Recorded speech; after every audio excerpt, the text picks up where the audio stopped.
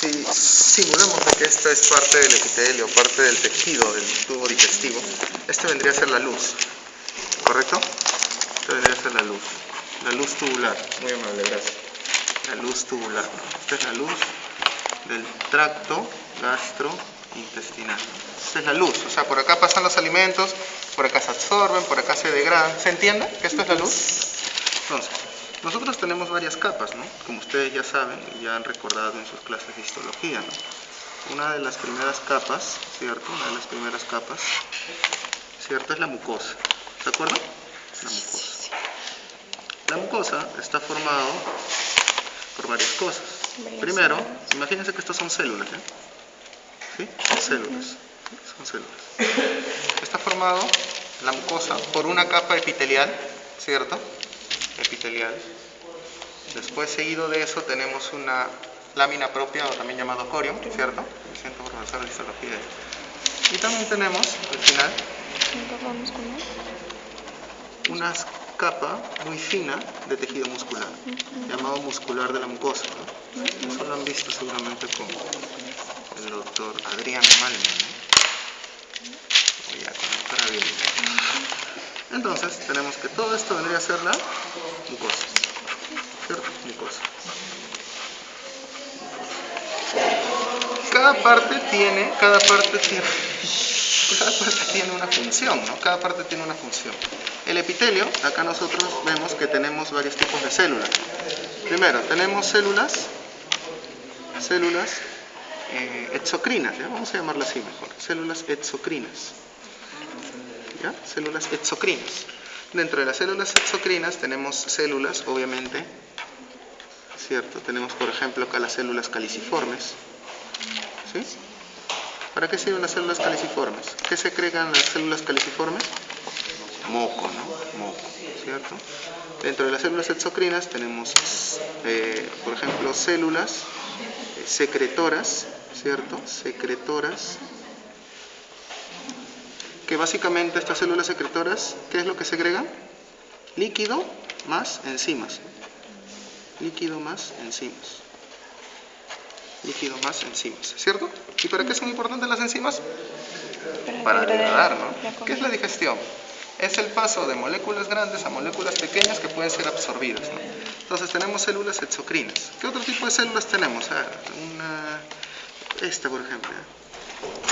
Tenemos células absortivas, ¿no? Células absortivas, ¿no? ¿Para qué servirán las células absortivas?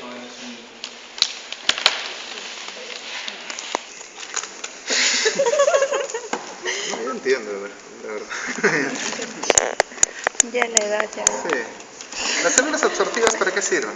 Obviamente para absorber. ¿Qué voy a absorber? Los nutrientes, ¿no? Células absortivas para absorber. Y tenemos también células, que puede ser esta de acá, por ejemplo, que voy a llamar células endocrinas. Y las células endocrinas, ¿qué van a liberar? Obviamente hormonas, ¿no? Hormonas y algunos péptidos que son necesarios para la digestión. ¿Se entiende?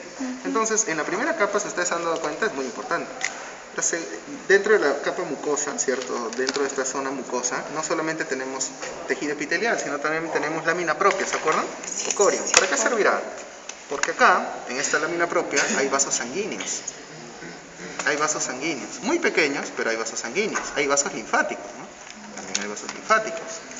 Se encuentran las famosas placas de Peyer también, ¿no? ¿Para qué servían las placas de Peyer? Como sistema de defensa. Claro, es parte del sistema inmune, ¿no? Vasos, ¿ya? Le voy a poner solo vasos, ¿ya? Ustedes ya saben que son vasos linfáticos, vasos sanguíneos, placas de Peyer, ¿no? Para eso sirve esta lámina propia o corium. ¿Y la muscular de la mucosa para qué servirá?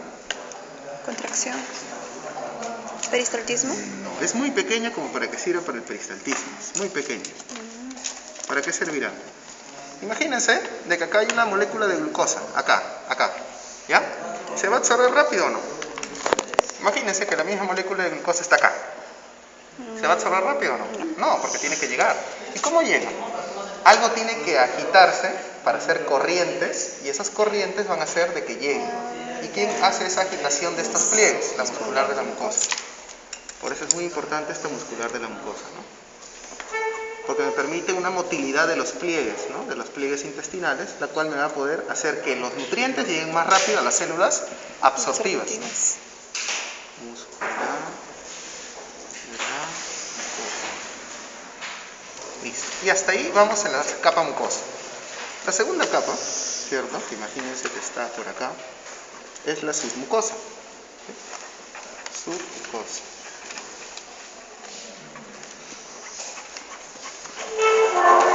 La submucosa se caracteriza porque es la capa que le da la distensibilidad al tubo digestivo. Ustedes saben que cuando ustedes degluten bastante, ¿cierto? ¿Se extiende o no se extiende el intestino, el estómago, ¿cierto? El esófago, ¿no? ¿Quién le da esa distensibilidad, esa propiedad que me permite que el intestino no colapse? Porque imagínense de que acá Patiño se traga una comida bastante grande, ¿no? sin masticarla correctamente, ¿no? Imagínense, ¿no? El tubo, si no se distiende, ¿qué pasaría? Se atascaría, ¿cierto? Se asfixiaría y moriría. Eso no queremos que suceda. O si no, en el peor de los casos, ese alimento grande dañaría las paredes y haría que explote, ¿no? Y que el tubo se destruya, si fuera algo rígido. Pero esa distensibilidad, ¿quién se la da? La submucosa. En la submucosa también hay vasos sanguíneos, pero más grandes, ¿no? Hay vasos sanguíneos más grandes. Vasos linfáticos también, pero más grandes. Y lo que caracteriza a esta submucosa es que en la parte ya por terminar la capa, o sea, en la parte ya por terminar,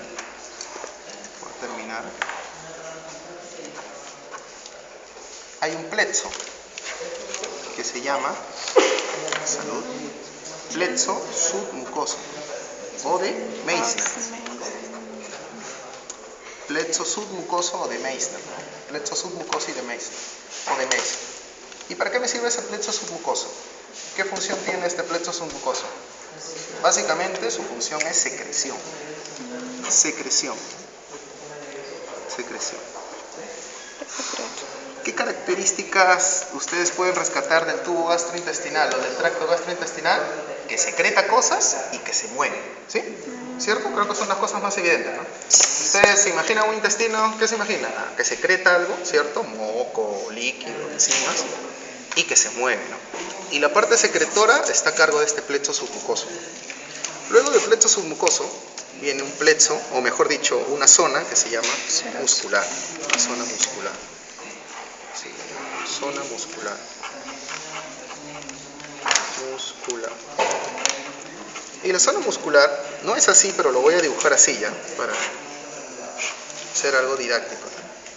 La zona muscular está formada por una capa de músculo que se encuentra de esta manera. Les digo, así no es, pero más o menos para que ustedes se vayan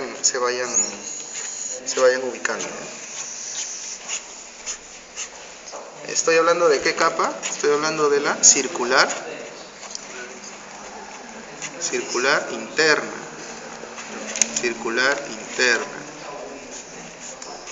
Esta capa muscular circular interna, ¿correcto? Circular interna. ¿Para qué me servirá? Porque yo estoy diciendo, mejor dicho, estoy diciendo la utilidad de cada parte, ¿no? ¿Para qué me servirá la circular interna? ¿Para qué? Imagínense, ¿cómo está la circular interna? Imagínense que este es un pedazo de tubo digestivo, ¿eh? O sea, estoy viéndolo en un corte transversal, ¿se entiende? O sea, yo, por acá lo quito y acá hay un alimento, ¿no? Entonces, es así. La circular interna se encuentra así. ¿Se entiende? Se encuentra rodeando de esta manera. ¿Se entiende? ¿Qué pasa si la circular interna se contrae? Esto. ¿Se entiende? O sea, ¿qué hace la circular interna? Reduce el diámetro. O sea, está involucrada con los cambios de diámetro del tubo digestivo. Reducción o ampliación del diámetro. Pero ¿se entiende por qué? ¿O no se entiende nada? Sí se entiende. La muscular interna está formada por un tipo de músculo que ustedes ya lo conocen, ¿no? Que es un tipo de músculo unitario. ¿Qué características tenía el músculo unitario? Se olvidaron ya. ¿Qué características tenía el músculo unitario? Función en grupo. No, por eso se llama unitario. ¿Qué características tiene el músculo unitario? Que funcionaba como marcapasos, ¿se acuerdan? Y es por eso que al inicio su compañero dijo, este estómago se mueve mucho, ¿no? Claro, porque tiene una actividad intrínseca, ¿no? Una actividad marcapaso. Yo, antes que le coloque algún fármaco, ¿se movía o no se movían los volúmenes de Ringelheim? Sí se movían. ¿Por qué? Si ya lo saqué del estómago del sapo. ¿Por qué? Porque tiene una actividad intrínseca, porque tiene una actividad marcapaso. ¿Se entiende? Entonces, parte de esa actividad marcapaso, parte de esa actividad intrínseca es gracias a que la circular interna es músculo unitario, Y después va a venir otro tipo de músculo que se encuentra así. Transversal. Que en este caso sería la longitudinal externa. Vamos a hablar de muscular. Hablamos de la longitudinal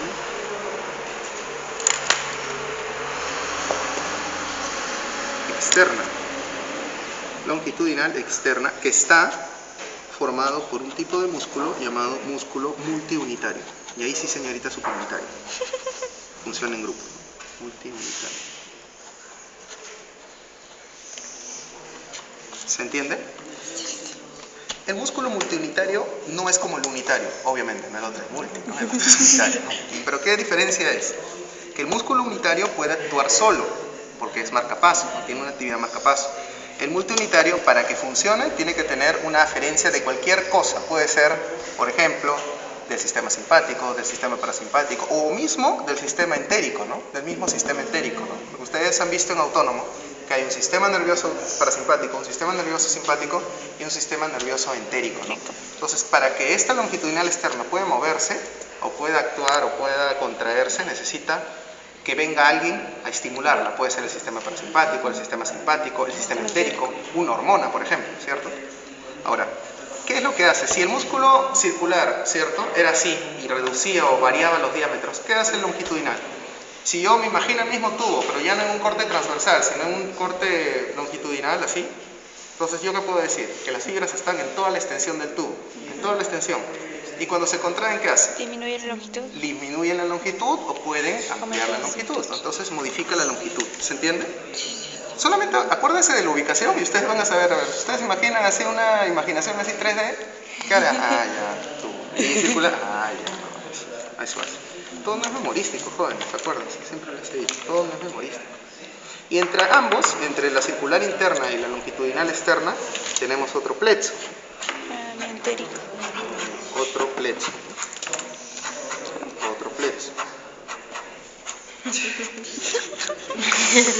¿Y cómo se llama ese otro plexo? ¿Cómo se llama? Mientérico. Se llama plexo mientérico, o llamado también plexo de Auerbach, ¿no? Le pongo el nombre más fácil, ¿no? Plexo mientérico. ¿Se entiende? ¿Y este plexo mientérico de qué se encarga? Si el plexo submucoso se encargaba de la secreción, el plexo mientérico ¿de qué se va a encargar? De la motilidad. ¿Cierto? Entonces, por eso les decía, si ustedes se acuerdan y imaginan un tubo digestivo, ¿cierto? ¿Ustedes qué sacan a reducir? A que secreta algo, gracias al plexo submucoso, y lo otro que se mueve. ¿Quién le da la motilidad? El plexo mientérico. Si vamos un poco más allá, el plexo mientérico, en el plexo mientérico se encuentran un grupo de células. Llamadas las células de Cajal. Células de Cajal. Y las células de Cajal, ¿cierto? Estas células son las que le da, por así decirlo, el ritmo o la ritmicidad al tubo digestivo. El tubo digestivo nunca está quieto, siempre se está moviendo. ¿Quién le da esa ritmicidad? Las células de Cajal. ¿Dónde están las células de Cajal? En el plexo mientérico. ¿Y por qué le da esa ritmicidad? Porque las células de Cajal son un grupo de células, ¿cierto? Medias estrelladas, son un grupo de células que tienen como característica que por rato se despolarizan y por rato se repolarizan. Y esa despolarización y repolarización hace de que haya señales. Y esas señales son llevadas a toda la capa muscular gracias a tipos de uniones que se llaman uniones en hendidura.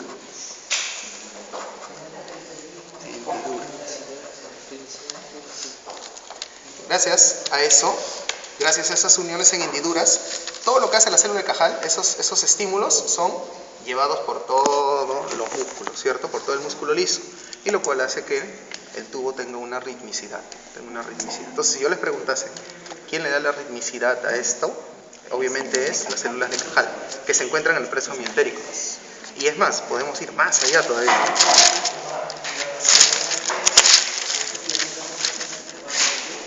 ¿Qué hacen las células de Cajal? Imagínense que yo tengo acá, ¿cuánto es el potencial de membrana en reposo de este músculo? Potencial de membrana en reposo. Aproximadamente de menos 50 a menos 65 milivoltios. ¿Se entiende? Este es su potencial de membrana en reposo. O sea, el potencial de acción del músculo liso se va a encontrar acá, entre menos 50 y menos 65. Entonces, ¿qué hacen las células de Cajal? Las células de Cajal hacen de que el potencial está así y de pronto suba, suba, suba, suba, suba, suba, suba. ¿Cierto?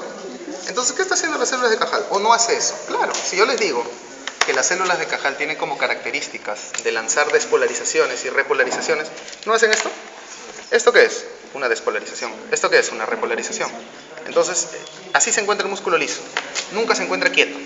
Entonces, ¿quién le da el ritmo? Las células de Cajal. Y a estas cosas de acá se les llama ondas lentas. ¿Cierto? Ondas lentas. Ondas lentas. ¿Por qué se llaman ondas lentas? Porque no son rápidas. Son lentas. Por eso se llaman ondas lentas. Todo músculo tiene un umbral, ¿correcto? Tiene un umbral. ¿Qué pasa, Patiño, si un músculo llega al umbral? Mejor dicho, si un potencial en reposo llega al umbral. ¿Qué se desata?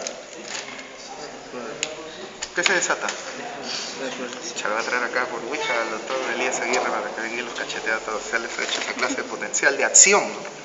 ¿Qué pasa si llega al umbral? ¿Qué se desata? Te acabo de decir, Patiño, es un mensaje subliminal, te acabo de decir la respuesta. Potencial de acción, ¿no? Se desata el potencial de acción. Claro, Patiño, tienes que estar rápido, ¿no? Entonces, sí, pues, ahí se ha desatado, ¿no? Se ha desatado el potencial de acción, todos han desatado ese día.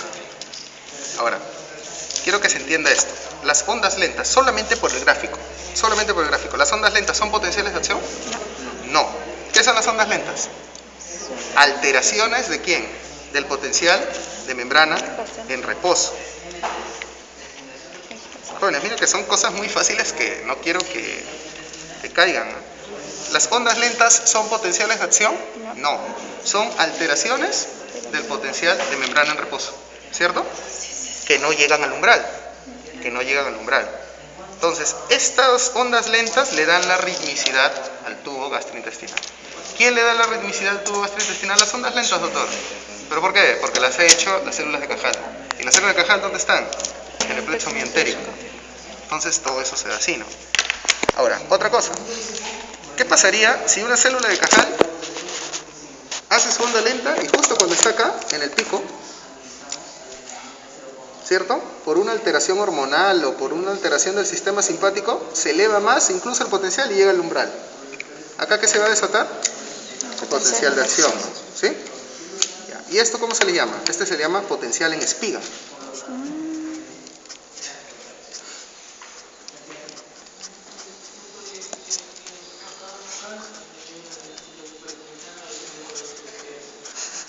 Les pongo el ejemplo. El estómago, ¿cierto? ¿Tenía o no tenía ritmo intrínseco? Sí. ¿Qué estaban haciendo las células de Cajal? Esto, ¿correcto? Lo verde, ¿se entiende? Yo le puse acetilcolina. ¿Qué hice? Que de la onda lenta se desate algo, ¿no? Se desate una descarga, que es potencial en espiga, lo cual hizo que llegue al umbral y que se desate el potencial de acción. ¿Para qué? Para que contraiga más fuerte. ¿Eso pasó con la acetilcolina o no? ¿Se entiende ahora? No necesariamente va a existir esto. Hay veces en las cuales uno está en reposo, no está expuesto a ningún estímulo, entonces solamente hay ondas lentas y solamente hay un ritmo intrínseco. ¿Se entiende? Jóvenes, si no me entienden, por favor díganme. Aquí veo unos rostros así como de sí, señorita, su rostro me preocupa. ¿Está entendiendo? ¿Sí? Entonces ya se entendió qué es esto, ¿correcto? Entonces, si yo sigo con este ejemplo, ¿las ondas lentas le dan o no le dan la ritmicidad al tracto? Sí. ¿La contracción del estómago es lenta o es rápida? Lenta. Es lenta, ¿no? Entonces, nosotros podemos decir que en el estómago, que es el lugar más lento, estómago, la frecuencia de ondas lentas son 3 ondas lentas, aproximadamente, 3 ondas lentas por minuto. O sea, en un minuto van a haber 3 ondas lentas. Bien lento, ¿no? Bien lento, ¿no? El estómago, ¿no? Tiene una frecuencia de ondas lentas bastante disminuida, ¿no? Así es. ¿Y por qué? Porque el estómago, ¿cuál es su principal función? Que mueva todo o que mantenga el alimento la mayor cantidad de tiempo de manera lenta para esperar a esa digestión química. Sí. ¿Sí? Eso, ¿no? Entonces, por eso el estómago no está preparado. En cambio, el intestino delgado, ¿cómo será? Rápido. Más rápido, ¿no? Porque una de sus funciones sí es movilizar, en este caso, los alimentos, ¿no? Entonces, en el intestino delgado, por ejemplo, que es el lugar más rápido, intestino delgado, la frecuencia de ondas lentas son aproximadamente 12 ondas lentas por minuto. 12 ondas lentas por minuto. Y en el intestino grueso, ya para ponerlo de una vez, intestino grueso, aprox es 9 ondas lentas por minuto.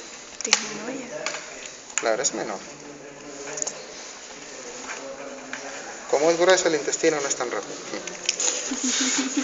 Ya, entonces esto podríamos poner acá un ¿sabías qué?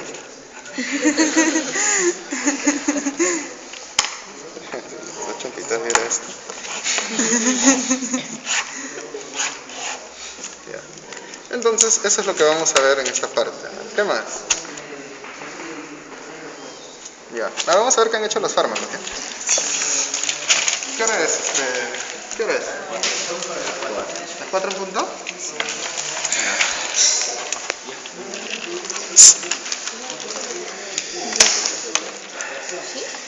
Ese viejito, bien agua fiesta. Alguien que grabe por ahí. Puede ser yo, ¿no? ¿Qué hizo la acetilcolina? La acetilcolina incrementó la contracción. Incrementó el peristaltismo, porque nosotros no hemos visto contracción, pero sí lo va a hacer, ¿no? O sea, teóricamente debería hacerlo, pero nosotros solamente hemos visto peristaltismo. Pero sí debería aumentar las secreciones también. ¿Qué hizo la acetilcolina? Acá tengo mi acetilcolina. Primero fue y excitó ¿a quién? A un receptor, que yo lo voy a llamar en este caso receptor M3, ¿cierto? 2 acetilescolina excitan a un receptor. ¿Y qué se activa? Se activa una proteína G de tipo Q, ¿cierto? Porque es M3, eso no les voy a decir porque eso es autónomo, ya lo han visto. Y esa proteína G de tipo Q activa ¿a quién? Activa a una enzima llamado fosfolipasa C, la cual hidroliza a un fosfolípido de membrana llamado fosfatidil inositol difosfato y lo hidroliza en diacilglicerol y en inositol trifosfato, ¿cierto? P3. El inositol trifosfato va al retículo y hace que aumente la cantidad de calcio, y junto al calcio con el diacilglicerol hace que se active una proteína quinasa de tipo C, la cual va a fosforilar canales de calcio y la cual va a hacer que aumente la cantidad de calcio. Si hay más calcio, entonces vamos a tener una mayor contracción. Fácil, ¿no? ¿Se entiende? Eso ya lo han visto. Sí. Pero eso ustedes ya lo han visto, ¿no? Ustedes ya lo han visto en autónomo. Entonces, perdón, disculpa, no quise leer. Entonces, todo eso es lo que sucede. ¿Se entiende? Hay una mayor contracción y va a haber un mayor peristaltismo. ¿Quiénes más aumentan el peristaltismo o quiénes más promueven la contracción aparte de la acetilcolina? Quienes también hacen esto es, por ejemplo, la sustancia P, que es un neuropéptido. El neuropéptido, sustancia P, también aumenta el peristaltismo, ¿no? Son amiguitos, ¿no? Y los dos hacen lo mismo, ¿no? Aumenta el peristaltismo. ¿Sí? Ya. Eso es lo que hizo la acetilcolina. ¿Es correcto o no es conforme o no es conforme, además? Conforme. Conforme, ¿no? Eso hizo la acetilcolina. Ahora, esto yo lo he hecho colocando la acetilcolina en el cuerpo. ¿Cómo pasará? Viene una inervación parasimpática a cargo del nervio vago o nervio pélvico también viene, Y esa inervación parasimpática, ustedes saben que el nervio vago es un nervio predominantemente, o es un nervio parasimpático, ¿no? Lleva neuronas que van a botar acetilcolina. Entonces, ese nervio vago viene, ¿y con quién hace sinapsis? Con estos dos plexos de acá. ¿Qué pasa si hace sinapsis con el submucoso? ¿Qué va a aumentar? Las secreciones. ¿Y qué pasa si hace sinapsis con el dientérico? Motilidad. La motilidad. Es por eso que si yo intoxico a una persona con acetilcolina, por ejemplo, en esa persona que vamos a ver, mayor movimiento intestinal y aumento de las secreciones. ¿Sí? Eso lo vamos a ver en una práctica, si no me equivoco. Entonces, eso es lo que vamos a ver. Entonces, ya hemos visto eso, ¿no? O sea, ¿quién también hace lo mismo? De la sustancia P, por ejemplo. ¿Qué otro fármaco hemos colocado? La adrenalina. La adrenalina. ¿Qué hace la adrenalina? Disminuye la motilidad, disminuye la contracción, disminuye el peristaltismo. ¿Correcto? Disminuye el peristaltismo. ¿Y cómo lo hace? ¿Cómo? Yo no sé. Activa dos receptores, ¿sí? Puede ser, por ejemplo, receptor alfa 1, puede ser, por ejemplo, receptor alfa 2, ¿sí? Ustedes cuando vieron su clase de autónomos, primero, alfa 2, aquí activa, proteína G de qué tipo?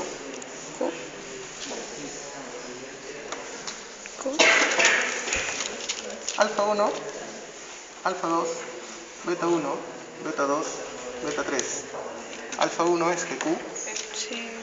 Alfa 2 es GI, beta 1, beta 2, beta 3 es KISS, ¿no? KISS. No como el grupo, pero bueno, al menos se le hace KISS. ¿Quién? Alfa 2, ¿qué es? ¿G de qué tipo? I.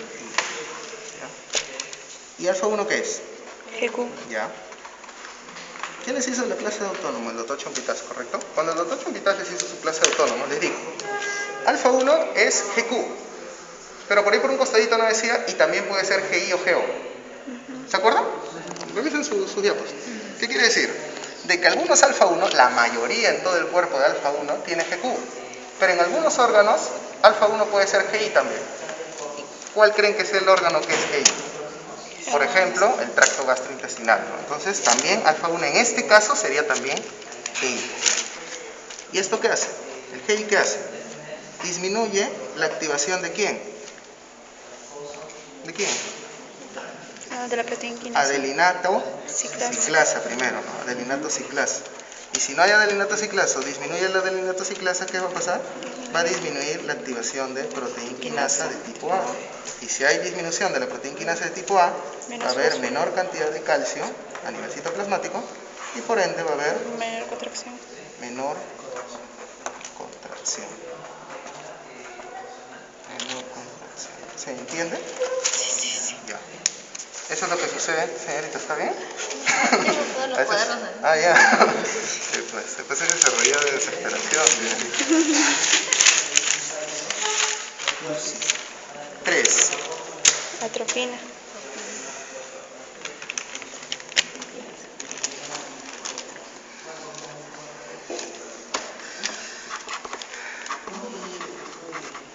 Atropina. Primero, ¿quién también ayuda a la adrenalina a disminuir el peristaltismo? No. O a disminuir la contracción? ¿Quién? Por ejemplo, el péptido intestinal vasoactivo, el PIC, ¿cierto? Y también, por ejemplo, el óxido nítrico o nitroso. Nitroso. ¿Óxido? ¿Nítrico o nitroso? Nitroso. Nítrico, óxido nítrico. Exacto, el nitroso es un anestésico. El nítrico no. Ah, está estudiando. Ya, la atropina. ¿Qué hizo la atropina? Actúa en unos receptores, que en este caso le voy a llamar M3, ¿cierto? ¿Y cómo actúa la atropina? Bloquea el receptor M3, y si bloquea el receptor M3, ¿qué hace? Hace que la acetilcolina no pueda entrar. Y si no hay activación de la acetilcolina, o no hay acción de la acetilcolina, ¿qué es lo que va a suceder? Una disminución en la contracción y el peristaltismo. Sí, rápido. Sí, más rápido. Y más potente a veces, ¿eh? Como ustedes vieron, ¿no? Sí. ¿Es conforme o no es conforme? Sí. Sí es conforme, ¿no? Claro, sí es conforme. Entonces, eso vendría a ser lo que han hecho los fármacos, ¿no? ¿Qué más? Vaya. Por ejemplo, ¿qué pasaría para que el alimento se mueva en un sentido? Acá tengo mi alimento, por ejemplo, acá está mi tracto gastrointestinal. ¿Qué pasa? ¿Cómo se mueve? ¿Así? No. ¿Cómo se mueve? Esta parte se contrae, esta parte se relaja y lo impulsa. Cuando está acá, esta parte se contrae, esta parte se relaja y lo impulsa, ¿correcto? Entonces, para que se dé ese peristaltismo, ¿cierto? O ese movimiento de propulsión, tiene que haber una zona en la cual está contraído el vaso y una zona en la cual está relajado para que pueda aceptar el contenido que le está mandando. ¿Se entiende? Porque si no, no habría. ¿Se entiende o no se entiende eso? Sí se entiende, ¿no? Imagínense, disculpe señorita, ¿puedo? Sí. Para que haya ese movimiento, ¡ala!